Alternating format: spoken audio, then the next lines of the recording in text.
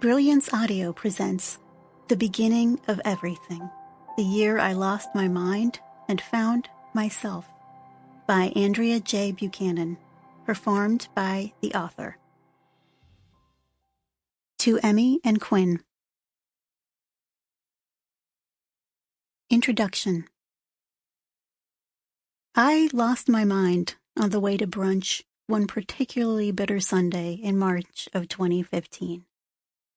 It is a moment I return to over and over again, the wind biting at my face, my body sweaty with fever, my throat fiery with virus as I crossed the street, inhaled that March wind, and choked on it. There was a lot I was choking on that day. Sending my kids off for the weekend with their father, even though my younger one had woken up with a 103-degree fever, her face pink, curls filigreed to her cheeks and forehead. The dread of my own fever aching through me as I began sinking into sickness myself. The knot in my stomach of my divorce, the fighting and lawyering, a seemingly endless battle. The guilt of failing as a partner, as a mother. And so I coughed as the wind sucked itself into me, lodging itself in my throat. I doubled over in the midst of the intersection, unable to escape the chokehold of the vicious tickle I couldn't displace. At the time, my worry was that I would vomit on the street due to the cough's intensity, and I remember feeling relieved when I was finally able to breathe again, to drink some water, to talk without my throat seizing up. I thought it was over. I couldn't have been more wrong. Because when I stood hunched over in the wind in the middle of the street, I also stood in the middle of a perfect confluence of events.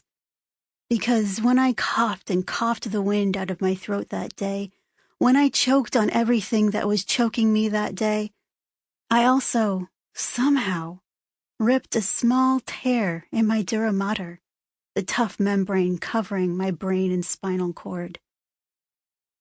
But I didn't know that yet.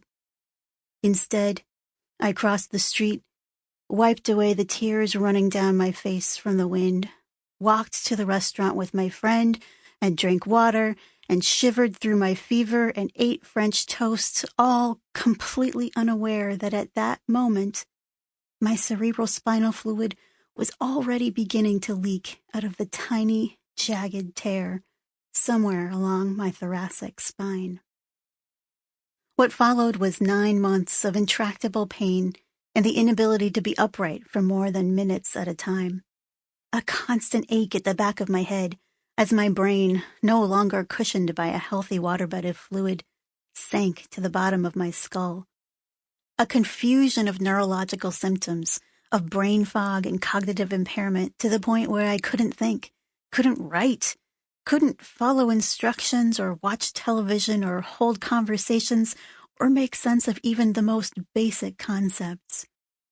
At a time in my life when I needed to be as independent and autonomous and clear-thinking as possible, in the midst of a divorce after 20 years of marriage, with 2 teenage children to shepherd through the upheaval of their lives and everything they'd come to depend on, I was trapped by my brain, stuck in bed, unable to do anything more than lie flat and stare at the ceiling and hope for sleep to edge out the pain that had become the defining characteristic of my consciousness.